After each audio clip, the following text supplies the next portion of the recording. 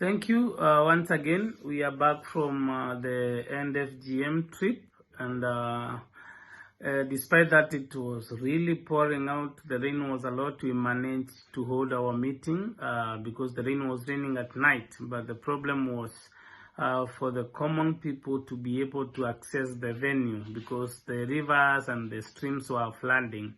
But we managed to have a good training.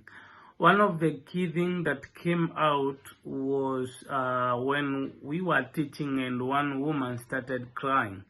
And then I came to realize later that he was in the same school with our host. And so the host told us that the woman underwent FGM because she was raped at night for sleeping outside because they did not have a room to sleep. So when the parents realized that she was raped, they forced her to undergo FGM so that she doesn't give birth before being cut.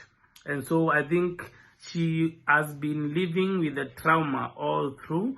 Well, we didn't manage to talk to her one-on-one, but the next day I managed to handle trauma healing during the whole training so that at least she cannot feel secluded and she could be able to get healing.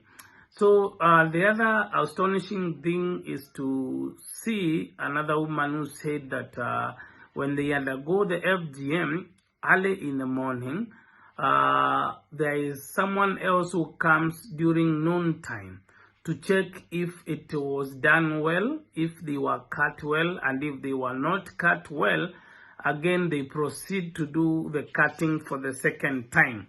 And that is a serious, painful moment for them to go through.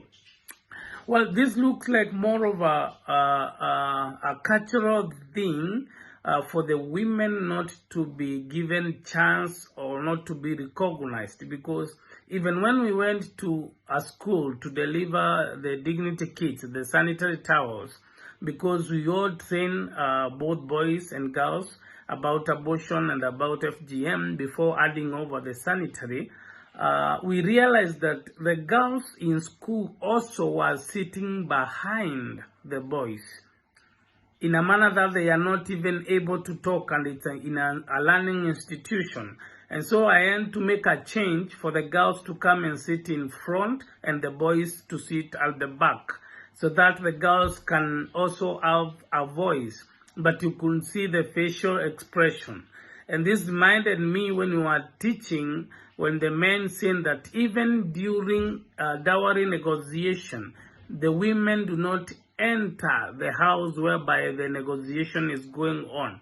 Even the mother of the girl, they just stand outside. And when the negotiation is over and the girl is being given out to a known man, the mothers and the other women will tell the girl, "You go, even as we never knew your father, or else we never knew our husband. We met them during the marriage ceremony." So it is kind of a culture that we are slowly uprooting and engaging them in a new culture. And one of the key things that came out was the underroom significance, because when I thought about the effects of girls sleeping outside, leading to FGM, leading to school dropout, leading to teenage pregnancy, two women stood out and said, after this meeting, we are going to start building our own rooms for the girls, because even us, whatever circumstances we went through, it was because we lacked a secure place to sleep. So two things came up. One was the FGM, and the other one was the lack of a room for the girls to sleep. So it was amazing to see even the men saying, we never knew what happens on FGM day or during the cut. For us, we just give out a goat and we leave. So when we were teaching them and they were able to understand the importance, the men stood out and say, this one we are not going to allow again, not in our community, not in our homes.